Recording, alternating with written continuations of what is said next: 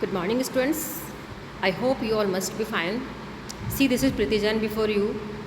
Today, we are going to discuss over the second chapter of our political theory book, that is freedom. We all know the meaning of freedom. Freedom means liberty,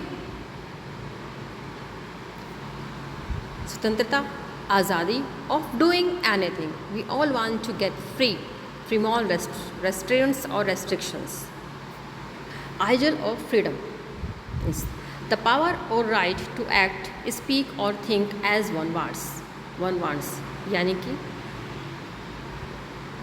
जो भी कोई व्यक्ति चाहता है कि उसे बोलने की आज़ादी मिले, सोचने की आज़ादी मिले और उसको उसके जो राइट्स है उन्हें यूज़ करने की आज़ादी मिले, उसे हम फ्रीडम कहते हैं. First thought, the state of not being imprisoned or enslaved in it means absence of constraints. मतलब सभी चाहते हैं कि उन पर कोई भी constraints ना हो, कोई भी restrictions ना हो, कोई भी पाबंदी ना हो. the state of being unrestricted and able to move easily. हर इंसान ये चाहता है कि उसे हर जगह घूमने की आज़ादी मिले. the state of not being subject to or affected by something undesirable. कोई भी इंसान, हर इंसान ये चाहता है कि जो चीज़ वो नहीं चाहता, जो अनडिज़ायरेबल थिंग है, वो उसे कभी भी अफेक्ट ना करे, उसे कभी भी प्रॉब्लम क्रिएट ना करे. मतलब वो अपनी लाइफ को अपनी डिज़ायर्स के अकॉर्डिंग, अपनी राइट्स के अकॉर्डिंग, अपनी फैसिलिटीज़ के अकॉर्डिंग ज़िंदगी को स्पेंड करना चाहता है और साथ में रेस्ट्रिक्शंस कोई नहीं चाहता है. Source of constraints. Constraints means restrictions, पाबंदी. पाबंदी कैसी कैसी? Power of the rulers. जो रूलर्स पावर का यूज़ करते हैं उन पर रेस्ट्रिक्शंस लगाई गई है.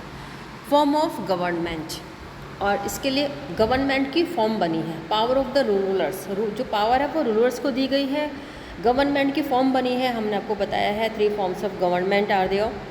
सोशल इनइक्वालिटी, समाज में इक्वालिटी है, इनइक्वालिटी नहीं है. As we know that our country is secularism country.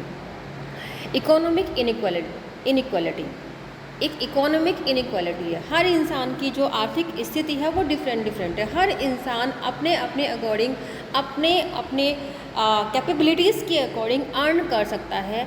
अगर एक इंसान के पास एक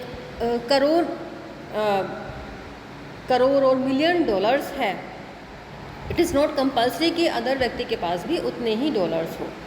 हर इंसान अपने अपनी कैपेसिटी के अकॉर्डिंग पैसे अर्न कर सकता है, मनी अर्न कर सकता है, अपना बिजनेस क्रिएट कर सकता है, जॉब कर सकता है, but according to its capability, not according to others. सब इंसान एक जैसे नहीं होते, ना वो एक जैसा पैसा कमा सकते हैं, ना वो एक जैसे मिलियनर और बिलियनर बन सकते हैं. ये आपकी कैपेसिटी के ऊपर डिपेंड करता है कि आप कितना कर सकते हैं. Why do we need constants? अब हमें कंस्टेंट्स की ज़रूरत क्यों है? क्यों हम पर पाबंदियाँ लगाई जाए? क्यों हमारा एक मतलब कि सीमित कर दिया जाए? अब देखिए क्यों ज़रूरी है कंस्टेंट्स. कंस्टेंट्स सब लोगों पर लगी हुई है, आप पर, मुझ पर, एवरीबडी. क्या है? डिफरेंसेस में exist between people regarding their ideas and opinions. क्योंकि सभी लोगों के विचार, आइडियाज़ और ओपिनियंस क्या होते हैं, वो अलग अलग होते हैं, सेम नहीं होते. इसलिए रेस्ट्रिक्शंस लगाए गए कि आप दूसरे इंसान के जो थॉट्स है उसको बोलने की आज़ादी मिले. आप उससे कंस्ट्रेंट नहीं कर सकते, लेकिन वो जो बोल रहा है वो किसी के अपोज ना. To always ensure healthy competition in the political and social environment. Social environment में और पॉलिटिकल एनवायरनमेंट में हमेशा हेल्दी कंपटीशन हो. थॉट्स मतलब कि थॉट्स डिफरेंट हो सकते हैं, लेकिन जो हमारे जो लिविंग स्टैंडर्ड्स है, हम एक दूसरे के अपोज सोशली ना हो. हम लोगों के थॉट में इक्वलिटी हो कि नहीं इसके पास कम राइट है, मेरे पास ज़्यादा राइट, ऐसा कभी नहीं होना चाहिए. इसीलिए रेस्ट्रिक्शंस लगाए गए हैं कि सबको इक्वल राइट्स है. To avoid unnecessary quarrels, open conflicts and violence. Constant क्यों लगाए गए हैं, क्यों पाबंदी लगाई गई है? ताकि समाज में झगड़ा ना हो, कन्फ्लिक्ट्स ना हो और ना ही वायलेंस, हिंसा ना हो. To maintain the framework of law. और ताकि जो लॉ का वर्क है, जो फ्रेम वर्क है, वो मेंटेन रहे। अगर हम सबको आज़ादी दे देंगे जो चाहे मन करो वो तुम करो, तो जो एक मर्डरर है वो तो मर्डर ही करता रहेगा, रेपिस्ट है वो रेप करता रहेगा, और हम किसी के साथ भी अच्छा और बुरा कर सकते हैं। इसीलिए रेस्ट्रिक्शंस लगाए गए कि हमें अपने अधिकारों को यूज़ करने का अधिकार है, ना कि किसी के अधिकारों को छीनने का अधिकार हमें बिल्कुल भी नहीं है। इसीलिए एक छोटे से लेके बड़े इंसान, चाहे वो पीएम हो, सीएम हो, प्रेसिडेंट हो, सब पर रेस्ट्रिक्शंस है। उनको जो पावर दी गई है उन्हें कैसे यूज़ करना है उस पर भी रेस्ट्रिक्शंस है। The harm principle. The harm principle states that the only actions that can be prevented are ones that create harm. Harm principle, union principle. हमें यूनिटी में कैसे रह सकते हैं हम, उसका सिद्धांत क्या है। In other words, a person can do whatever he wants as long as his actions do not harm others. मतलब कि कोई भी इंसान अपने एक्शंस को जो चाहे वो कर सकता है, कब तक, जब तक उसके एक्शन से किसी को हानि ना पहुँचे, किसी को लॉस ना हो। ठीक है, हार्म प्रिंसिपल क्या है, मतलब हम जो एक्शंस कर रहे हैं उससे किसी को प्रॉब्लम नहीं होनी चाहिए। If a person's action only affect himself then society which includes the government should not be able to stop a person from doing what he wants.